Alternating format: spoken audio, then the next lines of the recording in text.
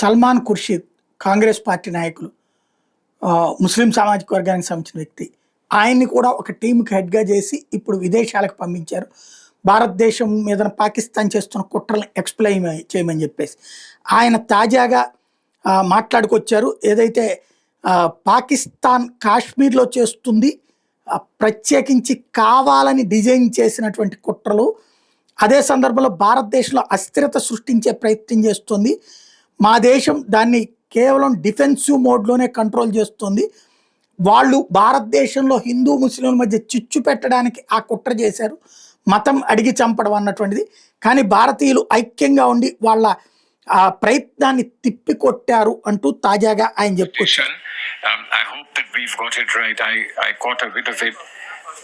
You're basically saying that this is a very unwholesome, unpleasant situation that has happened, for which you have known my colleagues to have very clearly said who is responsible for it is clear. There is no question of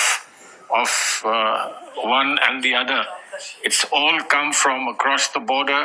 It has all been designed particularly to distract us from the good things that were happening in Jammu and Kashmir, etc. And it's been clearly timed and designed to create this disruption in the country.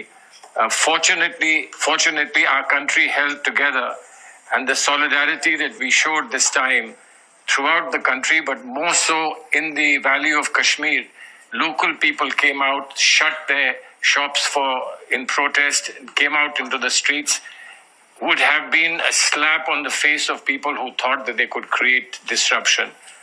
But తీవ్రవాదుల యొక్క ఆలోచన, పాకిస్తాన్ ఆలోచనలు మా దేశ ప్రజలు తిప్పికొట్టారు అన్నటువంటి point చెప్పుకొచ్చారు.